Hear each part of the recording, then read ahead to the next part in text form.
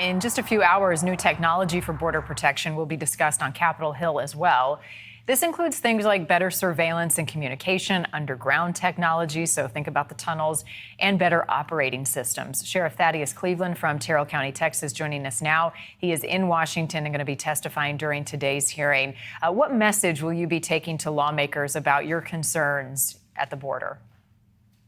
Howdy, Marley. It's good to be back with you. And first and foremost, I'm going to be talking about Terrell County and what we experience along our portion of the U.S.-Mexico border. Being Texas' 10th largest county, 54 miles of river with Mexico, and that busiest county and Border Patrol station from El Paso to Del Rio. I want to make sure that they understand what we face out there. But, technology is key to our area and to our success.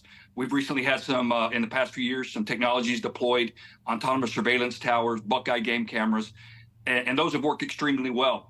The portion of the border that we patrol and that we monitor, we have 1,500-foot cliffs. We don't need a wall or a barrier there. What we need is more technology to help us with detection and tracking.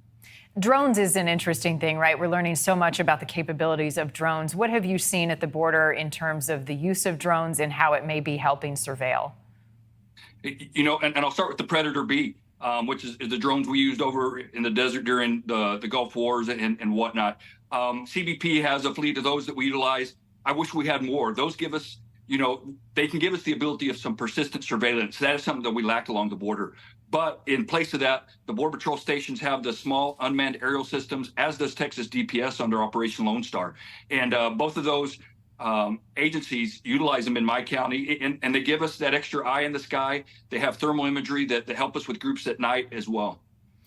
What will be your strategy for lawmakers who are skeptical that some of these systems are working to alleviate the challenges that you're seeing? How will you convince them that you need the resources, you need the funding?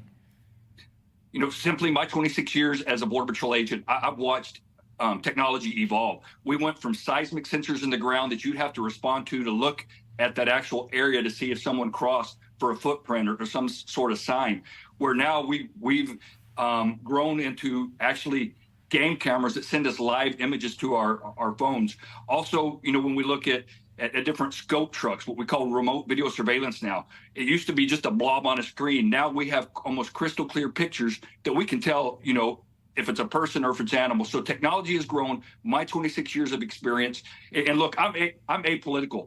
It doesn't matter if you're Republican or Democrat. I'm here to serve not only my county, but Texas, the United States of America. So, I want to make sure that we're all safe and protected. How would you assess morale and communication right now between local, state, and federal authorities addressing the situation at the border?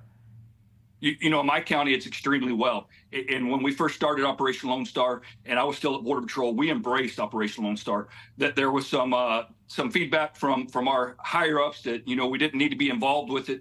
But look, in my county, we're the most remote, the most desolate portion of the U.S.-Mexico border. Partnerships are key. So when we talk about technology, we have to also talk about those partnerships. And regardless, if we had the same amount of apprehensions we did under the last year of President Trump, that's still 400,000 too many. Partnerships are going to be key regardless of what's going on along the border. Well, Sheriff Thaddeus Cleveland, I know your voice important at today's hearing. We'll be watching closely. Thank you for joining us.